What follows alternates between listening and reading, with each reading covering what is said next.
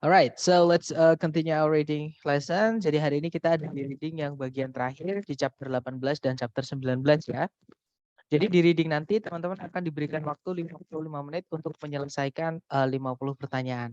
Nah, tipsnya teman-teman nanti baca soalnya dulu, baru teman-teman cari jawabannya di teks. Karena nanti ada 3 strategi untuk menjawab soal tersebut. Nah, vocabnya teman-teman nanti yang akan sangat membantu teman-teman dalam mengerjakan reading ini. Semakin banyak vocabnya, teman-teman semakin gampang untuk memahami teks ya. Nah, dari membaca soalnya dulu, baru kita lari ke teks nanti, teman-teman akan melakukan salah satu dari 3 cara berikut. Tergantung jenis soalnya ya. Yang pertama, yaitu teman-teman cukup membaca kalimat pertama di setiap paragraf saja. Kemudian yang kedua, teman-teman harus cari dulu informasi yang ditanyakan di soal itu letaknya di mana di dalam teks yang kemarin kita pelajari ya. Kemudian yang ketiga yang hari ini akan kita pelajari namanya make an inference atau membuat suatu tebakan atau kesimpulan atau kemungkinan seperti itu. Nah, untuk jenis soal yang teman-teman yang teman-teman itu nanti akan cukup membaca kalimat pertama setiap paragraf saja, itu adalah kalimat yang menanyakan garis besar mengenai teks, yaitu ide pokok, kemudian pengembangan ide dan tone, purpose sama course ya. Kemudian kalau scan dan skim itu untuk informasi-informasi yang spesifik yang ditanyakan di soal. Oke, jadi teman-teman makanya nanti ada kata kuncinya di soal. Nah, untuk jenis soal-soal spesifik yang saya maksud itu adalah yang pertama locate information, yaitu mencari letak informasi tertentu yang disebutkan si penulis di dalam teks. Nah, tapi untuk locate information ini kalau teman-teman ngambil TOEFL yang ITP online ini nggak ada ya, teman-teman. Kemudian yang kedua ada pronoun reference, itu rujukan kata ganti. Kemudian yang berikutnya ada stated detail atau informasi yang tertulis di dalam teks. Unstated detail, informasi yang tidak tertulis di dalam teks mengenai kata kunci. Dan yang terakhir adalah soal vocabulary. Nah, tapi untuk soal vocab itu boleh baca teks kalau teman-teman nggak tahu artinya. Tapi kalau teman-teman tahu artinya boleh langsung dicocokkan dengan pilihan A, B, C, D. Ya, jadi kalau teman-teman nanti vocabnya banyak, di soal vocab ini sangat membantu karena menghemat banyak waktu ya. Sekali kita tahu itu vocabnya artinya apa, langsung aja cocokkan dengan pilihan A, B, C, D. Seperti itu. Oke, lanjut. Hari ini kita akan belajar mengenai teknik terakhir dalam mengerjakan soal reading, namanya adalah make an inference atau membuat suatu tebakan, kesimpulan atau kemungkinan berdasarkan informasi yang sudah kita temukan di dalam teks ya. Nah, untuk jenis soal pertama yang cara mengerjakannya teman-teman harus membuat analogi atau kesimpulan berdasarkan petunjuk yang ada di dalam teks, itu adalah soal inference itu sendiri, teman-teman. Nah, inference tadi pengertiannya adalah kesimpulan atau kemungkinan yang kita buat berdasarkan petunjuk-petunjuk yang ada di dalam teks. Nah, nanti cara mengenali soal ini biasanya di soal ada kata infer. Namanya aja inference ya. Ada kata infer atau implied, artinya sama, disimpulkan gitu. Kemudian ada likely atau probably, artinya mungkin. Jadi kita juga disuruh membuat kemungkinan. Di teks nggak ada jawabannya. Seperti itu. Nah, cara menjawabnya nanti teman-teman cari kata kuncinya dulu di soal yang ditanyakan itu tentang apa. Nah, kalau sudah ketemu yang ditanyakan di soal apa, nah teman-teman tetap harus melakukan scan dan skim ya sampai informasi itu ketemu. Kalau sudah ketemu baru teman-teman baca kalimatnya. Oke. Nah, nanti teman-teman baca kalimatnya terus dihubungkan di pilihan A, B, C, D. Yang ada relasinya yang mana, yang ada hubungannya, yang nyambung yang mana. Seperti itu. Nah, untuk contoh soalnya kurang lebih seperti ini, teman-teman. Sama ya, kalau reading jangan lupa kita kita baca teksnya dulu. Kita baca soalnya dulu, jangan teksnya dulu ya. Nah, di situ soalnya berbunyi, yang mana di antara A, B, C, D berikut ini yang mungkin bukanlah sebuah kata dalam bahasa Hawaii. Nah, kalau kita lihat di situ ada kata mungkin, teman-teman. Kenapa kok ada mungkin di soal? Karena kalau teman-teman cek A, B, C, D, mahalo, mahi-mahi, meklea, moana, teman-teman boleh cek di teks. Tidak akan menemukan ketiga ini. Ya, karena namanya adalah pertanyaan inference tadi atau membuat kesimpulan tadi. Nah, intinya kata kuncinya teman-teman adalah Hawaiian word atau kata dalam bahasa Hawaii yang mana itu dibahas di kalimat kalimat pertama ya. sekaligus paragraf pertama. Itu paragraf pertama satu kalimat teman-teman, satu titik. Oh sorry, 2 kalimat, berarti kalimat kedua. Oke, jadi disebutkan kalau setiap suku kata di dalam bahasa Hawaii itu berakhiran dengan vokal. Oke, jadi misalnya Priski, nah itu kan ada 2 suku kata, pris sama ki.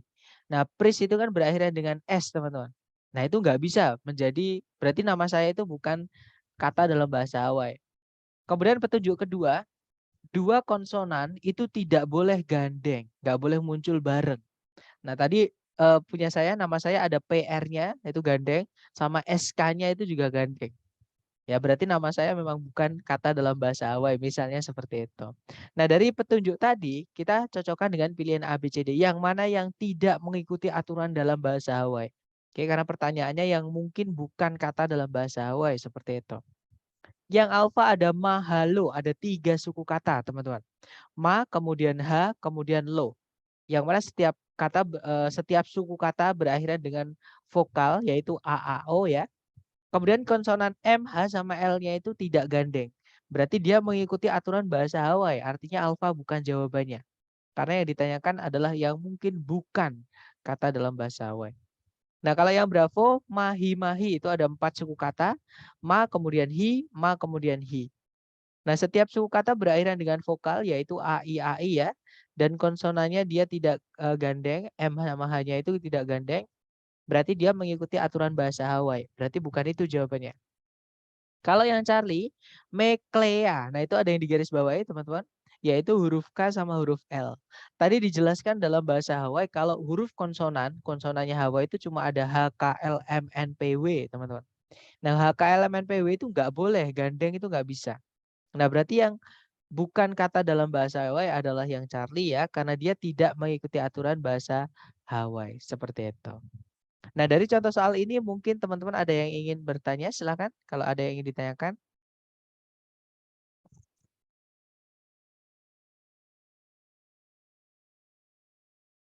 Nggak ada ya teman-teman. Baik, kalau nggak ada sekarang kita coba ke latihan soal buat teman-teman seperti biasa. Dicoba dulu, jangan takut salah ya. Nah, di sini ada 2 soal, artinya teman-teman punya waktu 2 menit. Dimulai dari sekarang, silakan teman-teman.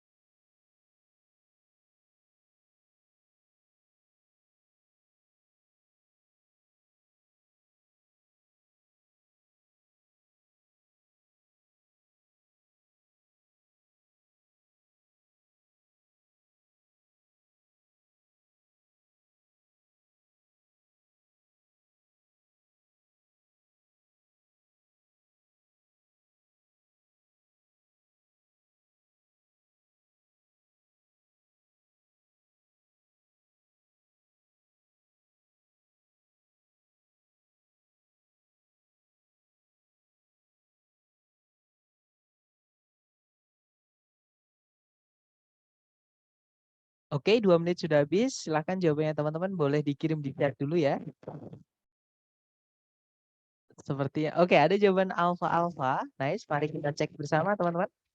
Seperti biasa kita baca soalnya dulu, di situ nomor 1 berbunyi, bisa ditarik kesimpulan di teks bahwa seandainya sebuah kayak itu memiliki 2 lubang, maka nah kalau teman-teman scan dan skim, kayak itu dibahas di paragraf kedua, ya teman-teman. Dan lubangnya kayak itu dibahas di kalimat kedua paragraf 2 atau kalimat ke ini ya. Nah, kita baca kalimatnya. Jadi sebuah kayak itu umumnya dibuat dengan satu lubang di dek untuk satu penumpang. Namun beberapa kayak itu dibuat untuk dua, maksudnya dua penumpang ya. Nah, karena dek dari sebuah kayak itu tertutup atasnya, kecuali lubang atau lubang-lubangnya untuk penumpang atau penumpang-penumpangnya. Nah, berarti dari sini kita sudah tahu kalau lubangnya kayak itu dipakai untuk si penumpang. Nah, kurang lebih di gambar yang sebelah kiri itu ya, teman-teman. Nah, berarti lubang ini ada hubungan dengan rider. Dan kalau kita lihat di pilihan A, B, C, D, teman-teman, yang menyebutkan kata rider itu di cuma satu pilihan, yaitu yang alpha. Ya, jadi jawabannya ya memang yang alpha. It accommodates the riders. Jadi kayak dengan dua lubang itu memuat atau menampung dua penumpang. Seperti itu. Kalau yang Bravo dia kurang stabil dibandingkan kayak dengan satu lubang, tidak ada hubungannya lubang kayak dengan tingkat kestabilan. Kalau yang Charlie dia lebih besar, dia sama besarnya dengan Umiak, bukan ya, karena lubang tidak ada hubungan dengan ukuran. Kalau yang Delta dia nggak bisa dipakai di lautan, sama tadi nggak ada disebutkan apakah dia bisa dipakai di lautan atau tidak. Oke, jadi jawabannya paling cepat yang Alpha. Kalau nomor 2, bisa ditarik kesimpulan dari teks bahwa sebuah contoh dari binatang-binatang yang disebutkan mungkin adalah, nah binatang itu disebutkan di kalimat terakhir paragraf terakhir teman-teman. Kalimatnya berbunyi, jadi umiak itu dipakai untuk mengangkut atau menarik gitu ya, harta benda atau harta benda dari satu tempat camp menuju tempat camp yang lain. Nah, umiak itu dipakai untuk berburu hewan-hewan yang lebih besar yang terlalu besar untuk diburu menggunakan kayak. Nah, berarti di sini kita lihat A, B, C, D, hewan yang terlalu besar diburu menggunakan kayak ya. Kita cek yang alpha, a kangaroo, kanguru. Nggak mungkin ya teman-teman kita berburu kanguru menggunakan umiak. Juga nggak mungkin kita berburu pakai kayak karena dia dipakainya di air, sedangkan kanguru itu hidupnya di darat. Alpha bukan. Kalau yang Bravo snake, seekor ular. Nah, segede-gedenya snake atau ular itu masih bisa ditarik pakai kayak ya, teman-teman. Di air seperti itu. Berarti Bravo bukan. Kalau yang Charlie, a whale, seekor paus. Nah, ketemu jawabannya adalah Charlie, teman-teman. Karena kalau misalkan berburu paus menggunakan kayak yang ada kayaknya dibawa tenggelam seperti itu ya. Kalau yang Delta seekor salmon, segede-gedenya salmon masih bisa dibawa pakai kayak ya. Nah, berarti hewan yang terlalu besar diburu menggunakan kayak tadi adalah yang Charlie, yaitu seekor paus. Oke, lanjut ke nomor berikutnya. Dicoba dulu, jangan takut salah. Di sini ada 3 soal, berarti waktunya 3 menit. Dimulai dari sekarang. Silahkan teman-teman.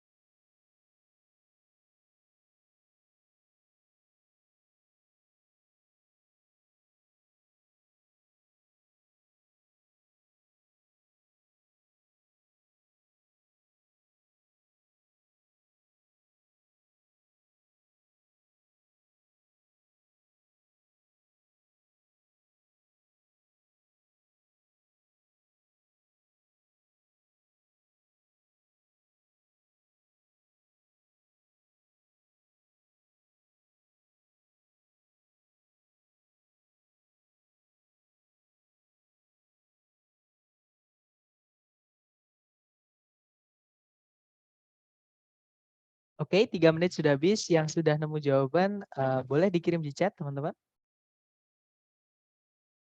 Oke, sepertinya belum ada yang nemukan jawaban. Nggak apa-apa, kita bahas bersama, oke?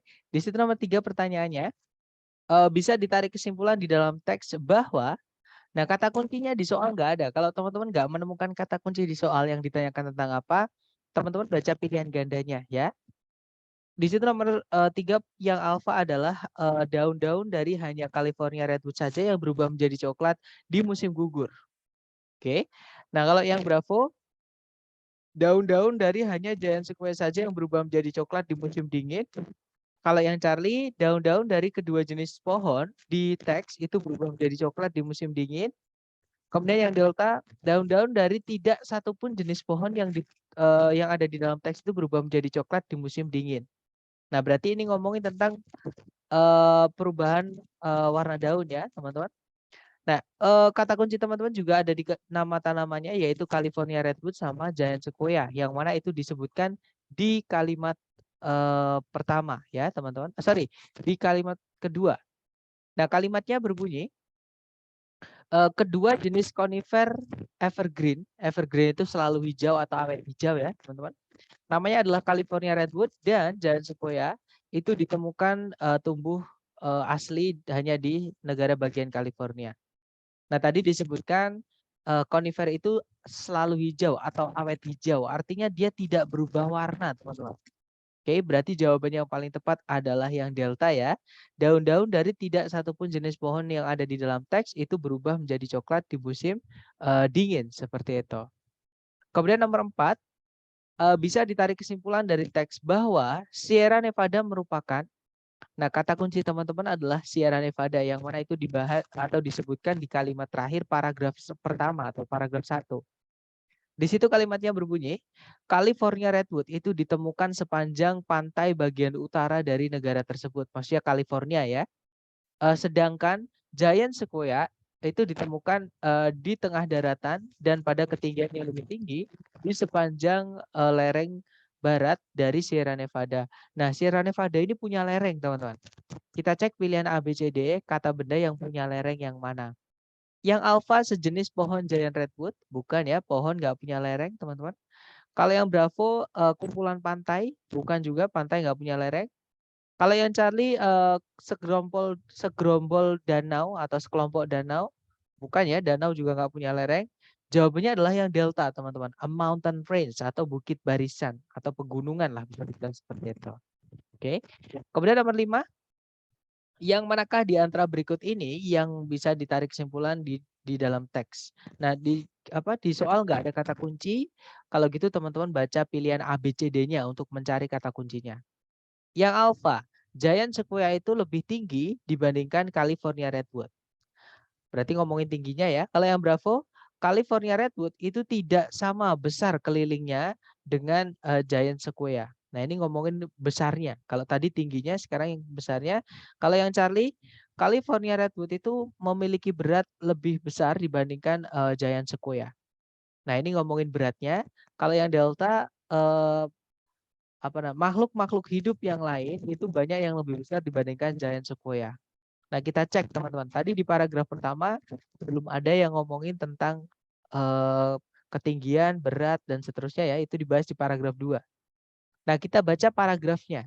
Di situ paragrafnya berbunyi, California Redwood itu merupakan pohon hidup yang paling tinggi di bumi dan faktanya merupakan makhluk ciptaan Tuhan yang paling tinggi di bumi. Nah, kemudian ketinggian dari Redwood yang paling tinggi di rekor adalah 385 kaki atau 120 meter. Seperti itu. Kemudian meskipun tidak setinggi California Redwood, dengan hanya ketinggian 320 kaki saja atau 100 meter, nah Giant Sequoia itu meskipun demikian merupakan makhluk hidup yang paling besar atau makhluk ciptaan Tuhan yang terbesar di bumi gitu ya. Nah, kemudian Giant Sequoia itu memiliki ukuran lebih dari 100 kaki atau 30 meter itu sekeliling base-nya atau batang dasarnya ya. Dengan bobot lebih dari 6.000 ton. Oke, kita cek. Yang alfa tadi, Giant Sequoia itu lebih tinggi dibandingkan California Redwood. Bukan ya, karena dijelaskan kalau California Redwood lah yang paling tinggi di bumi untuk makhluk ya. Kalau yang Bravo, California Redwood itu tidak sama besar kelilingnya dengan Giant Sequoia. Nah, ketemu teman-teman. Jawabannya adalah yang Bravo. Ya, kalau misalkan California Redwood itu apa namanya, kelilingnya sama besar dengan Giant Sequoia, harusnya dia juga menjadi pohon terbesar juga. Tapi dia bukan menjadi pohon terbesar, dia adalah pohon tertinggi dan perbandingannya jauh ya teman-teman. Kalau saya nggak salah, saya pernah baca eh, ada pohon namanya apa ya, Orion kalau nggak salah, dinamai sama mereka karena unik gitu.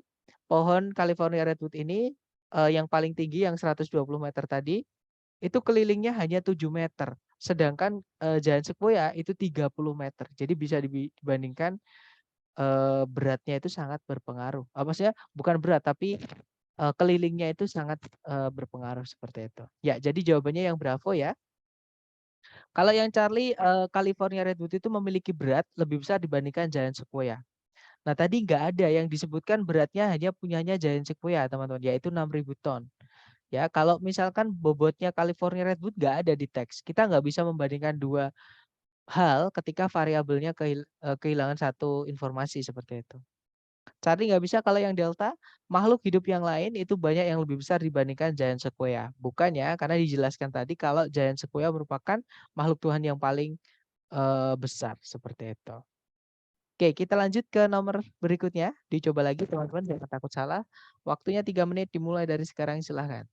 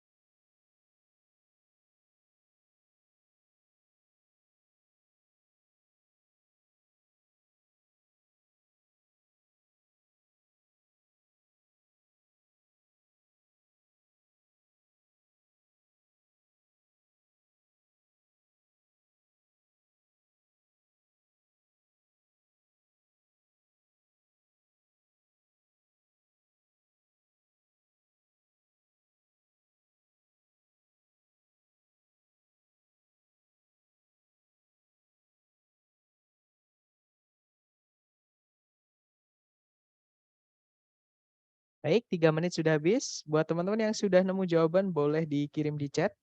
Salah nggak apa-apa, kita belajar. Oke, ada jawaban Delta Alpha Bravo, mari kita cek. Di situ nomor 6 pertanyaannya adalah, versi monopoli yang berbahasa Prancis itu mungkin, meng-include atau mencakup gitu ya, sebidang, bangunan yang bernama. Nah, kata kunci teman-teman adalah versi monopoli yang berbahasa Prancis. Lebih tepatnya kalau di teks itu nggak ada yang berbahasa Prancis. Bahasa itu disebutkan di, paragraf kedua ya, kalimat pertama paragraf 2.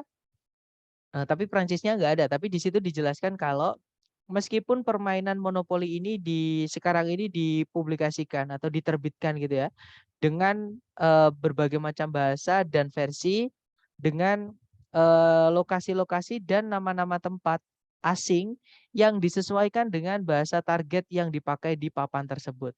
Nah, kalau misalkan bahasanya menggunakan bahasa Prancis, berarti nama-nama tempatnya juga yang ada di Prancis ya.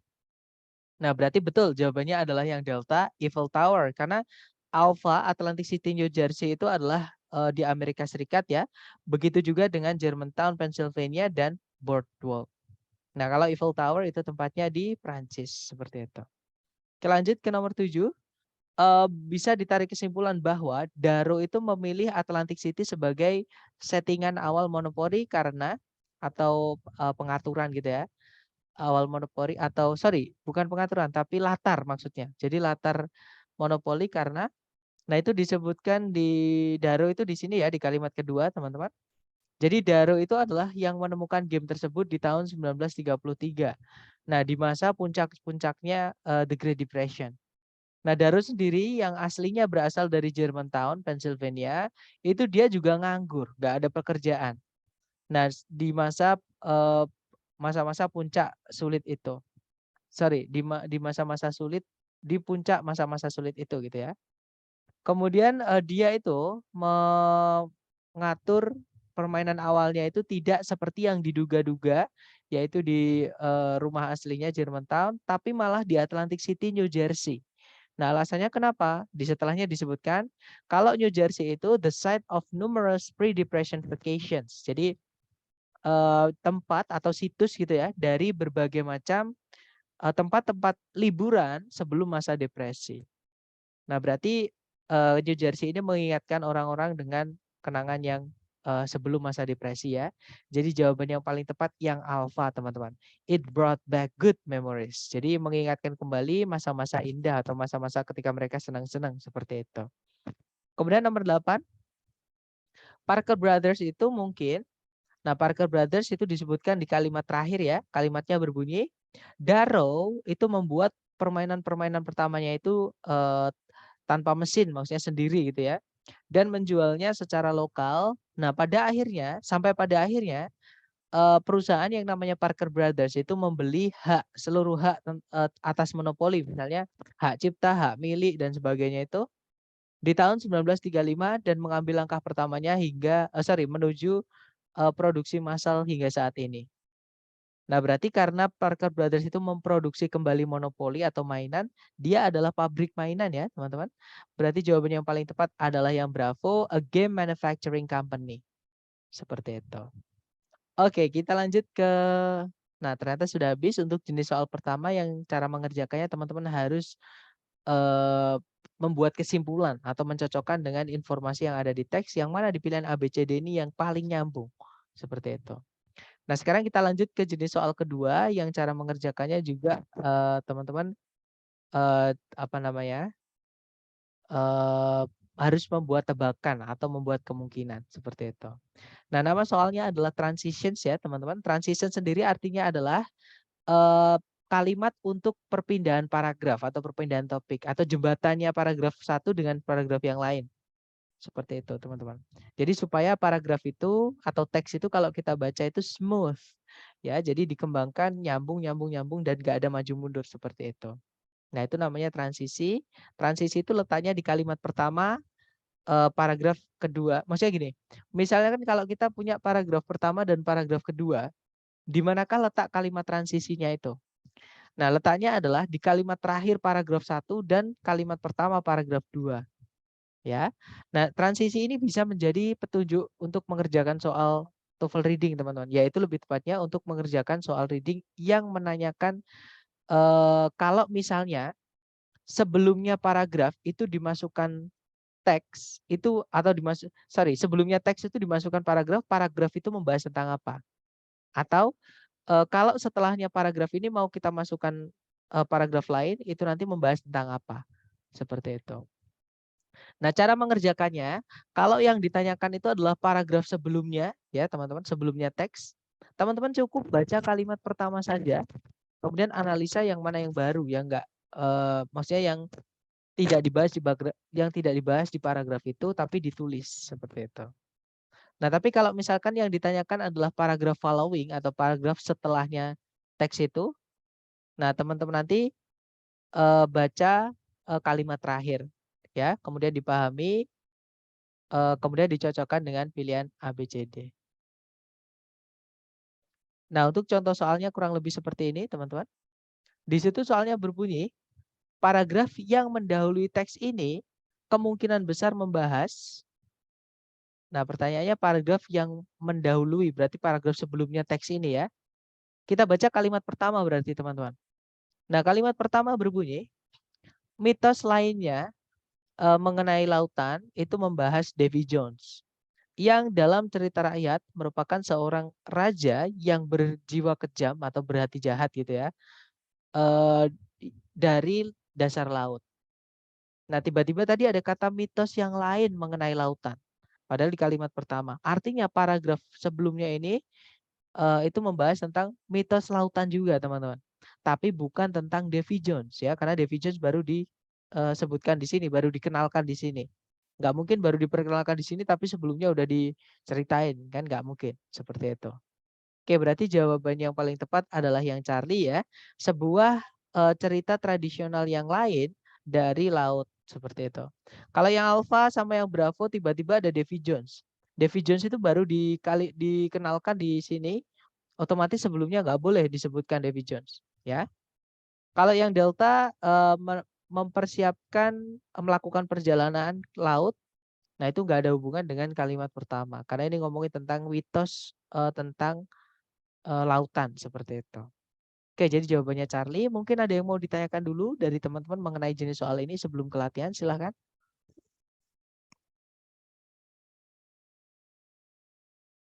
Tanya, Sam. Boleh, Mister? Oke. Kalau yang following gimana ya? Kalau following dibaca kalimat terakhir. Misalnya nih, kalau ada pertanyaan paragraph following this passage, most probably discusses, nah kita baca kalimat terakhir.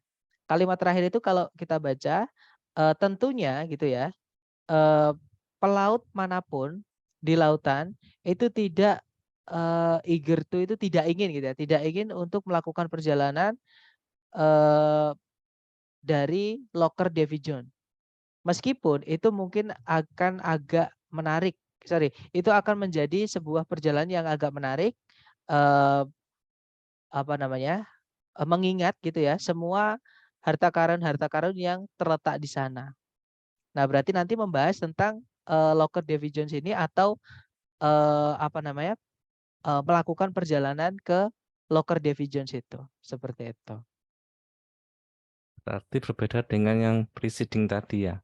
Kalau Beda. preceding kan sepertinya tidak berkaitan dengan Davy Jones tadi. Kalau ini berarti Ya, ada kaitannya gitu ya. betul. Kalau yang ini mungkin lebih tepatnya adalah lokernya Davy Jones. Memang teks itu selalu berkembang, Mister. Nggak bisa maju mundur. Nggak boleh ada pengulangan seperti itu. Jadi selalu maju. Misalkan yang di paling depan itu Davy Jones secara umum. Siapa sih Davy Jones itu? Kemudian kenapa dia dan seterusnya. Nanti yang paling bawah itu akan sangat semakin sempit. Misalkan kenapa dia bisa meninggal dunia atau misalnya ya ini contoh aja kenapa dia bisa menjadi hantu dan sebagainya seperti itu. Baik, terima kasih, Sam. Oke. Mister tanya, Mungkin Mister. iya, silakan Miss. Itu berarti kalau misalkan paragraf udah yang terakhir following ya, Mister. Kalau paragraf Betul. following yang dibaca adalah paragraf terakhir di kalimat pertama, paragraf terakhir dan kalimat terakhir di paragraf terakhir. Begitu, Mister. Tidak, Miss. Jadi cukup kalimat terakhir, paragraf terakhir. Berarti di ini ya, Mister, di penghujungnya itu ya. Iya, jadi gini teman-teman. Kalau yang ditanyakan kalimat sebelumnya teks, itu kita baca kalimat yang paling dekat. Jadi kalau kita baca koran, baca informasi itu pasti kalimat satu dengan kalimat kedua itu pasti harus nyambung. Nggak mungkin saya bilang gini, Wawan adalah teman saya. Ayah saya tadi pagi ngopi di warung. Kan nggak nyambung informasinya. Jadi harus nyambur. Misalnya, Wawan adalah teman saya. Dia bekerja di bank. Misalnya seperti itu nyambung. Ya, jadi makanya ada namanya transisi, walaupun beda paragraf itu tetap harus ada penyambungnya supaya koheren atau kohesif. Koheren dan kohesif itu maksudnya kalau dibaca tidak loncat, tiba-tiba mendadak berubah topik. Itu nggak bisa, teman-teman. Kayak tidak mengikuti aturan reading yang tepat, sama kayak aturan writing seperti itu. Jadi supaya kita bisa tahu paragraf sebelumnya itu membahas apa, ya kita cukup baca transisinya aja, kalimat yang paling dekat dengan paragraf yang ditanyakan. Oke, yang paling dekat dengan paragraf sebelumnya teks ini ya kalimat pertama paragraf 1. Nah, kalau yang ditanyakan adalah paragraf setelahnya, ya cukup kalimat yang paling dekat dengan paragraf yang ditanyakan itu, yaitu kalimat terakhir. Seperti itu, Miss. Mister, ini juga Mister kan biasanya di soal itu kan campur ada following juga. Gimana cara bedain dia tuh sebagai paragraf following dan ada soal yang jenisnya statement following gitu, Mister? Ya diartikan, Miss. Soalnya itu kan pasti beda. Jadi kita baca soalnya itu harus diartikan, teman-teman. Maksudnya kita harus memahami soalnya juga. Ya, misalkan eh, in which of the following courses, yang manakah dari mata kuliah berikut ini, di ABCD berikut ini. Nah, kan itu beda dengan paragraph following this passage atau paragraf yang mengikuti teks ini, yang jatuh setelah teks ini kan beda. Jadi untuk bisa memahami ya harus dibaca dibaca soalnya dulu, dipahami seperti itu. Dan untuk bentuk soalnya itu akan beda-beda, teman-teman. Maksudnya bunyinya soalnya itu akan bakalan beda-beda. Yang pasti ada kata preceding atau following paragraph seperti itu. Nah, itu nanti yang jadi untuk bisa tahu kata-katanya itu beda-beda itu ya harus sering-sering ketemu, Miss. Harus sering-sering latihan nanti misalkan tahu sendiri ketika latihan itu, oh alah ini sama dengan yang ditanyakan tadi gitu. Tapi kalau mengira-ngira itu ada banyak banget caranya menanyakan paragraf setelahnya teks ini apa, itu kata-katanya banyak banget, macam-macam gitu. Tapi intinya adalah menanyakan paragraf setelahnya teks. Seperti itu, Miss. Oke, Mister. Berarti yang ditangkap dari penjelasan Mister itu kalau following itu kan umum ya. Kalau misalkan paragraf following itu di depan katanya ada paragraf gitu, paragraf following gitu maksudnya. Oke, ya. Jadi paragraf following, paragraf yang mengikuti. Maksudnya mengikuti ya setelahnya gitu. Namanya aja mengikuti, jadi di belakangnya atau di setelahnya gitu. Oke, Mister. Clear, Mister. Alright. Kita coba ke latihan ya, biar teman-teman paham maksud saya tadi ya. Dicoba dulu, di sini ada 2 soal. Jangan takut salah. Waktunya 2 menit, dimulai dari sekarang, silahkan.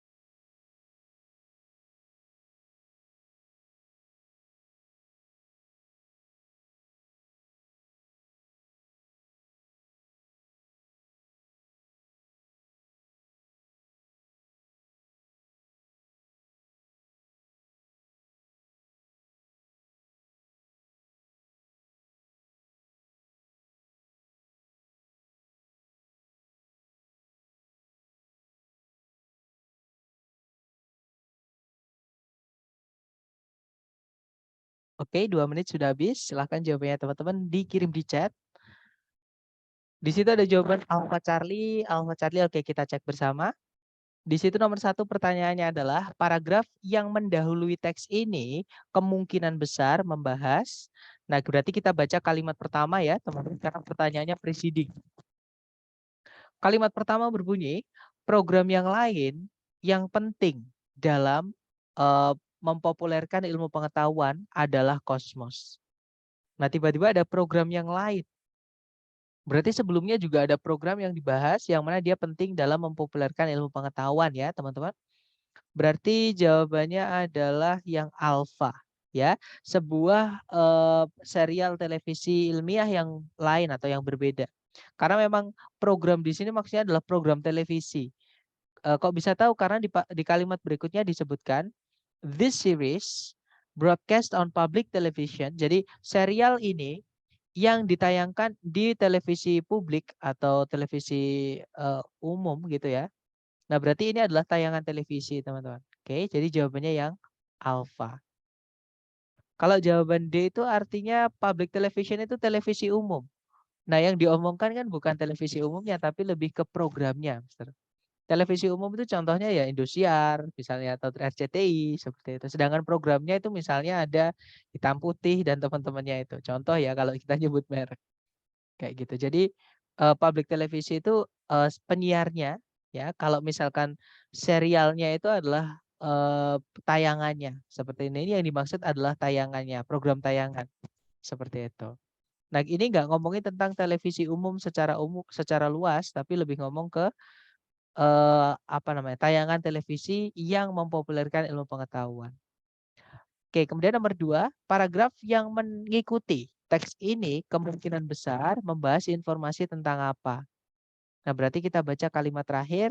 Kalimat terakhir berbunyi, penulis dan narator, penulis dan sutradara maksudnya ya, penarator itu, dari program ini, maksudnya program Kosmos ini adalah Carl Sagan, yaitu seorang astronomer terkemuka dan penulis yang memenangkan penghargaan Pulitzer.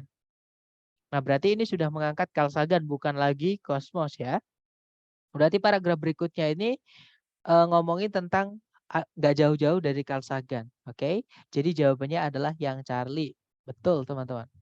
Oke, mari kita cek berikutnya ke nomor berikutnya.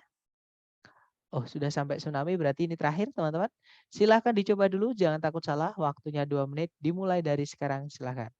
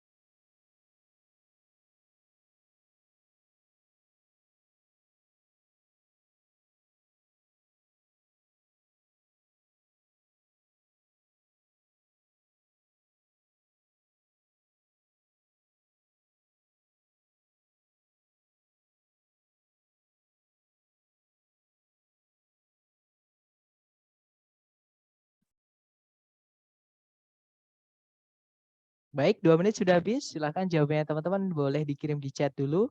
Jangan takut salah. Oke, ada jawaban Charlie Bravo, ada juga Bravo Bravo. Oke, kita cek. Seperti biasa kita baca soalnya dulu. Di situ nomor 3 pertanyaannya adalah paragraf yang mendahului teks ini kemungkinan besar membahas. Nah, berarti kita baca kalimat pertama ya. Kalimat pertama berbunyi, ketika sebuah gempa bumi yang kuat terjadi di permukaan dasar laut, bukan di darat. Nah, sebuah gaya yang besar itu dikeluarkan pada permukaan air laut dan satu atau lebih gelombang-gelombang besar yang merusak yang disebut dengan tsunami atau yang dinamakan dengan tsunami itu dapat terbentuk.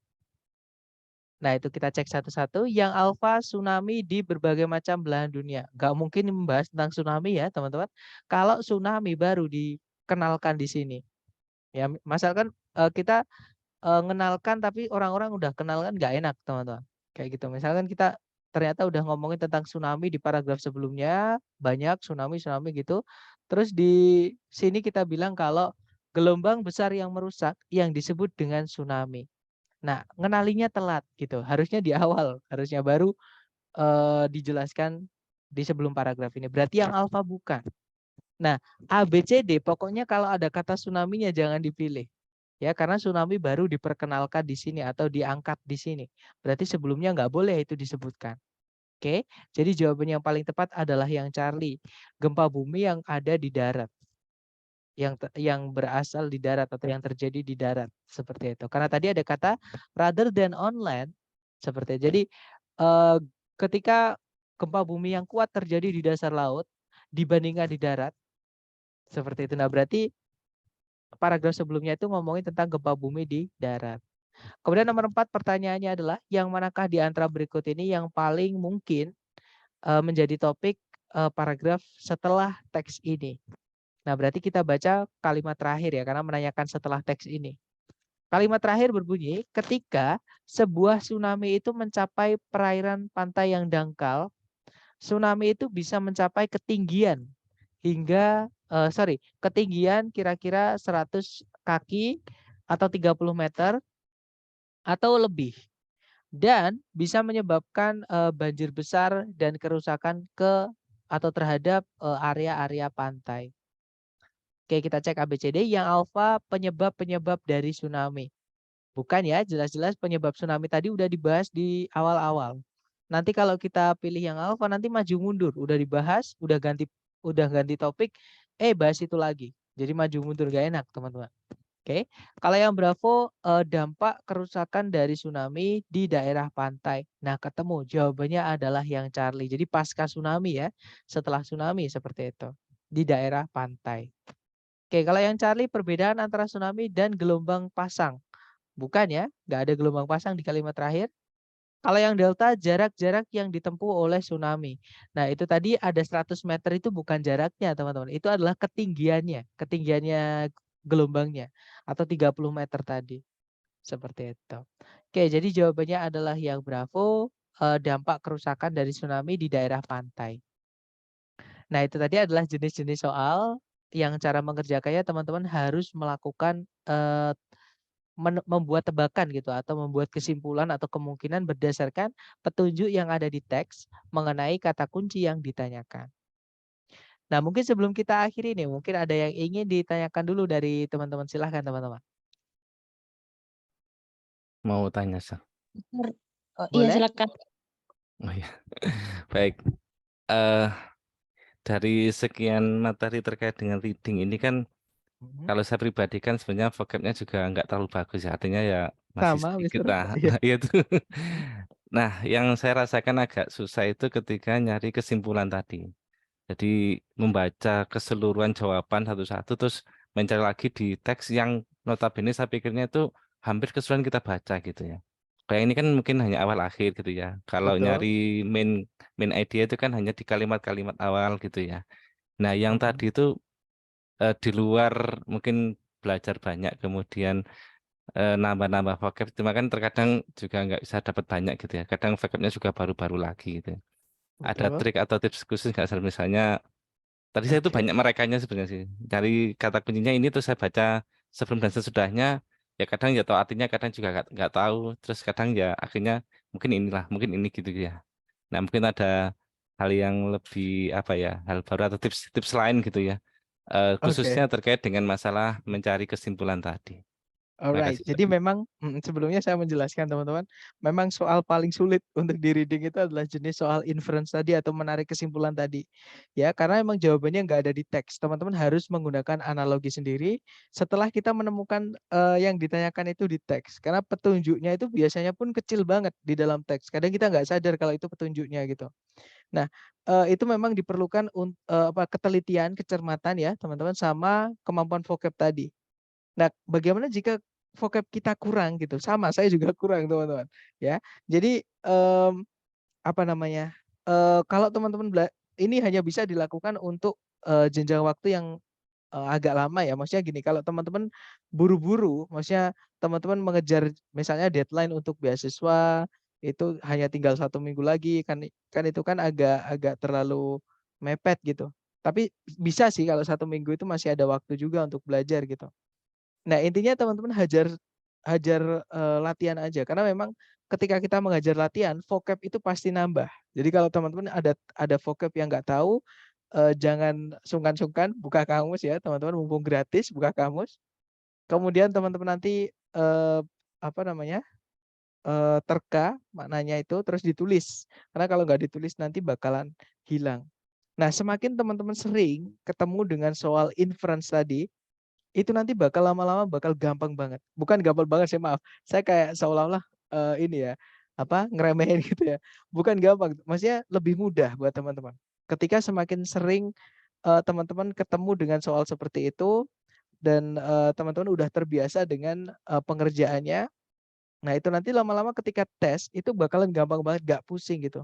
Nah, mungkin kenapa kok terasa agak sulit atau pusing, karena teman-teman menurut saya ya ini, karena teman-teman baru pertama ketemu teknik ini, mungkin ya, atau teman-teman, jarang melakukan latihan itu, intinya baru-baru inilah, baru melakukan latihan seperti itu, atau kenal soal itu gitu.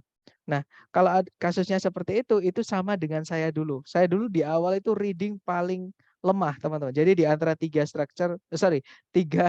TOEFL, section TOEFL-nya di ITP ini, menurut saya yang paling sulit adalah reading. Kenapa? Karena di pilihan A, B, C, D itu seolah-olah kalau kita baca itu kayak benar semua gitu. Nah, kita akhirnya bingung lah, ini ada di teks, ini ada di teks, ini ada teks seperti itu. Oke, nah saya dulu itu bingungnya seperti akhirnya saya kayak belajar ini gimana sih? Kayaknya nggak ada teorinya deh, seperti itu. Nah, tapi saya ini penasaran gitu teman-teman, maksudnya nggak puas gitu. Masih penasaran, saya tanya kok yang jawab teman saya itu misalkan jawab, tapi saya kok ngerasa nggak puas, itu saya nyari lagi siapa yang bisa ditanyain siapa siapa siapa. Nah, lama-kelamaan itu saya nyoba-nyoba sendiri ternyata baru nemu kayak gitu. Walah ternyata inference itu cara ngerjakannya seperti ini. Nanti lama-lama dipraktekin lagi, itu nanti bakal gampang sekali, Mister. Sekarang saya ketika tes itu ketemu inference, menurut saya nggak terlalu sulit gitu.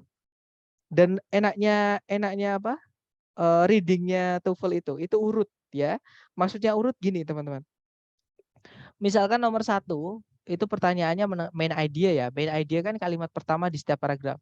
Nanti nomor 2, itu pasti nggak jauh-jauh dari kalimat pertama paragraf 1. Jadi masih di paragraf 1 di, atas-atas seperti itu. Nanti semakin soalnya semakin ke belakang, itu nanti teksnya bakalan ke bawah ke bawah ke bawah seperti jadi urut. Jadi enak untuk scan dan skip itu lebih mudah. Misalnya di nomor 6 itu tadi berhentinya di sini ya, di titik ini misalnya. Nomor 7 itu pasti nggak jauh-jauh dari titik-titik ini. Di titik ini biasanya kalimat setelahnya pas atau kalimat setelahnya lagi. Seperti itu. Jadi enaknya untuk melakukan scan dan skim di soal TOEFL, ITP yang reading itu seperti itu teman-teman. Soalnya itu urut. Ya, tapi kalau teman-teman ngambil kayak SIMA UI misalnya. SIMA UI yang setahu saya SIMA UI teman, karena saya pernah itu juga joki juga. Reading-nya itu loncat-loncat. Jadi kadang menanyakan tiba-tiba nomor 1 itu pertanyaannya mengenai bagian yang paling bawah teks. Nanti nomor berikutnya itu di tengah-tengah atau paling atas seperti itu udah biasa kalau di SIMA UI. Jadi jangan kaget ya. Tapi kalau di TOEFL yang ITP makanya saya bilang mending teman-teman ngambil TOEFL yang ITP yang asli karena sebenarnya secara teori soalnya itu lebih mudah dibandingkan yang prediksi-prediksi seperti ini. Oke. Nah, mungkin bedanya nanti kalau teman-teman ngambil yang ini dari yang saya amati dari member-member yang ngambil privat ya. Mereka itu menurut saya udah mumpuni gitu. Secara skill udah mumpuni gitu. Dan ketika latihan itu nilainya di atas ada yang sampai di atas 600 malah. Nah, tapi ketika tes saya nggak tahu kenapa banyak yang masih di bawah 550 kayak gitu. Nah, ternyata kata mereka itu memang hawanya tes itu beda banget Sir gitu. Jadi lebih ke psikologis. Nah, tapi intinya untuk pertanyaannya tadi ya, intinya adalah Mister nanti sering-sering ngerjakan soal terutama yang jenis inference itu tadi, nanti lama-lama hafal sendiri. Tanpa harus pusing-pusing nanti memang sulit kalau pertama karena kita baru pertama ketemu soal ini atau baru pertama kenal latihan ini gitu. Nanti kalau udah sering-sering udah terbiasa. Sama kayak kita belajar renang itu pertama kan juga bingung gitu, nggak bisa. Nanti lama-lama kan enak santai pun masih bisa renang kayak gitu. Baik, terima kasih, Sir. Dapat ya. Jadi Khususnya tadi Mhm. ini, kadang terburu waktu juga gitu. Mau habis baca Nah buru-buru juga. itu juga mempengaruhi apa namanya psikisnya teman-teman nanti ketika tes ya. Kalau bisa ya benar sih musuhnya teman-teman waktu. Makanya saya sarankan sekali ketika teman-teman itu punya waktu untuk persiapan tes itu dimanfaatkan sebaik-baiknya. Misalnya kalau teman-teman ada rencana tes tanggal sekian misalnya, sebelumnya itu benar-benar dimanfaatkan gitu. Dikorbankan hanya untuk tes itu sekali itu. Karena sekali tes kalau yang asli ITS lumayan ya teman-teman. Itu rata-rata 600 ribuan gitu untuk biaya sekali tes. Jadi benar-benar dipersiapkan maksudnya supaya nggak buang waktu, nggak buang uang juga, nggak buang tenaga seperti itu. Baik, Nah mungkin ada terima kasih, Mister. alright, that's good question, lebih ke tips. Gimana? Satu lagi mungkin ini kunci jawabannya mungkin. Mungkin Kenapa? kalau tidak perlu Heeh. menunggu sambil nunggu videonya mungkin ya. Mungkin ada teks atau apa hanya yang kunci jawaban aja mungkin Sir ya. Yang mesti hanya 1A, 1, 2B atau gimana gitu. Oh yang di modul Kak, ya? Yang modul iya, yang di yang lembaga dari lembaga? bukan yang Mister share di sini kan di grup itu kan rata-rata kalau nggak salah ini sampai capture 5 ya. Dan itu kan Oh ada video pembahasan. Oke ya oke. maksud Maksud saya saya yang structure ya? sebelum katakanlah menunggu video mungkin ada lembar jawabannya saja gitu Sat. Ada kunci jawabannya teman-teman. Iya. Sebenarnya bukan kunci jawaban sih. Jadi saya kopas, jadi 2 filenya itu yang satu saya jawab, satu saya save gitu. Saya nyebutnya kunci padahal itu ada jawabannya gitu aja. Jadi sudah saya tandai jawabannya yang saya stabilo kayak gitu. Nanti saya kirim, saya lupa teman-teman kemarin. Mohon maaf Oh, ya. Karena memang karena program kita yang periode ini tabrakan dengan lebaran kemarin jadi memang hektik jadwalnya juga saya yang sebelumnya liburan lebaran kemarin tabrakan dengan yang sesi kelas saya sendiri yang jam malam itu. Akhirnya saya koordinasi dengan lembaga, lembaga bilang mohon dikoordinasikan dengan member dan saya koordinasikan dengan teman-teman kemarin. Nah nanti tolong saya diingatkan kalau masih lupa ya untuk mengirimkan kunci jawaban untuk structure yang sisanya yang belum dikasihkan lewat video. Supaya teman-teman nanti bisa follow up. Misalkan kalau ada yang bingung, loh Sir kok ini jawabannya ini ya kan menurut saya begini begini begini. Nah itu silahkan tanyakan seperti itu. oke. Baik, terima kasih Mister. Alright, mungkin ada pertanyaan lagi silahkan. Mister yang nomor 7 tadi kurang ini Mister. Kurang ngerti Mister yang nomor 7 Mister. Nomor 7 yang monopoli ini, Miss? Ya, betul. Iya itu Mister. Itu kan ada Oke. bacaan tertulis kan. Kalau cepat kan kukira larger gitu kan. Cuma di belakangnya apa dan Jermanton itu gimana cara menyiasatinya gitu Mister kan kadang ada plesetan di belakangnya gitu Mister. Sebentar, saya malah bingung ini pertanyaannya.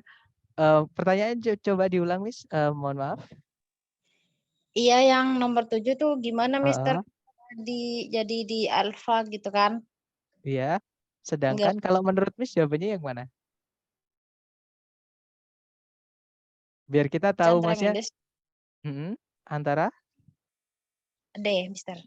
kalau yang delta, yang mana kalimat yang mana yang menunjukkan kalau Atlantic City itu lebih besar dibandingkan Germantown? Petunjuk kalimat yang mana yang menunjukkan kalau Atlantic City itu ukuran atau membahas tentang ukuran lah gitu. Apa Mister itu Mister kan awalnya kan ada bacaan numerous apa tremendous gitu kan. Cuma karena cepet dengan waktu yang cepet dipilihlah yang itu yang D. Cuma ada belakangnya kan Germantown kan. Itu gimana caranya settingnya gitu kan ketika ada plesetan di belakangnya gitu Mister. Sebentar, tremendous itu di mana, Miss? Mungkin bisa ditunjukkan di Bentar, kalimat Mister. keberapa? Oh, numerous Mister, line 10 Mister. Line 10, numerous. Ini ya, the site of numerous pre-depression vacations. Numerous itu artinya apa, Miss? Banyak besar gitu Mister. Larger gitu, besar gitu, largest gitu. No, dari kata nomor, 6. 6 itu angka. Dia nggak ngomongin tentang ukuran, tapi ngomongin jumlah, Miss. Seperti itu. Jadi masalahnya di vocab ya, berarti numerous pre-depression vacations itu maksudnya adalah berbagai tempat-tempat liburan sebelum masa depresi tadi. Maksudnya depression itu adalah kejadian sejarah ya teman-teman. Kalau saya nggak salah di tahun 1886 atau 1868 saya lupa. Intinya di sekitar sini. Oh sorry, ini nih ada tahun di sini. Berarti di tahun ini 1933-an sekitar segitu berarti. Nah, The Great Depression itu adalah masa di mana Amerika dan Eropa itu mengalami krisis besar-besaran. Seperti itu. Mereka mengalami krisis moneter besar-besaran gitu.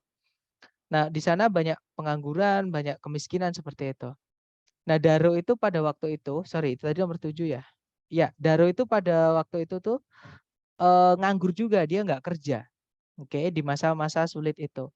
Kemudian dia itu mengatur atau membuat game awalnya itu atau permainan aslinya itu tidak seperti yang kita perkirakan. Kalau biasanya orang kan bikin game itu kan disesuaikan dengan asalnya gitu. Maksudnya kalau asalnya dari Germantown ya petanya dari Monopoly ini ya tempat-tempat di Germantown. Nah, tapi dia malah bikinnya yang peta Atlantic City. Maksudnya nama-nama tempatnya Atlantic City. Seperti itu. Misalkan nih, saya dari Indonesia. Saya bikin game Monopoly pertama kali. Nah, itu saya bukannya bikin monopoli yang peta Indonesia, tapi misalnya malah pakai peta Rusia misalnya kayak gitu. Nah, itu yang dimaksud. Nah, kenapa kok di situ? Nah, kenapa kok nggak di Germantown, tapi malah di Atlantic City, New Jersey? Nah, dijelaskan di setelah koma, yaitu New Jersey itu situs atau tempat dari berbagai macam tempat-tempat hiburan tempat-tempat liburan maksud saya sebelum masa depresi, di mana si Darrow itu berjalan sepanjang boardwalk dan mengunjungi Park Place. Boardwalk itu kalau saya nggak salah ya teman-teman, itu adalah perusahaan pembuatan film seperti itu, jadi kayak Hollywood dan sebagainya itu. Kalau Park Place itu kalau saya nggak salah juga itu adalah seperti bioskop gitu, tapi beda. Kalau bioskop kan indoor, kalau Park Place itu kalau saya nggak salah dia adalah bioskop outdoor, ada layar besar gitu. Nah nanti orang-orangnya yang nonton itu di mobil, dalam mobil seperti itu. Nah itu kalau saya nggak salah ya teman-teman. Nah kalau kita lihat ABCD itu nggak ada ukurannya Atlantic City sama Germantown nggak ada. Jadi kita nggak bisa bilang kalau Atlantic City itu lebih besar atau bahkan Germantown yang lebih besar itu nggak ada yang arahnya ke situ. Seperti itu, Miss. Nah, kalau kata kuncinya di numerous itu beda banget. Numerous itu artinya bukan lebih besar, bukan besar kayak gitu. Numerous itu artinya sama kayak apa ya? Plenty, sama kayak plenty, ya. Banyak artinya. Betul. Oke, Mister, clear, Mister. Oke, dapat ya. Silakan mungkin ada pertanyaan lagi, teman-teman.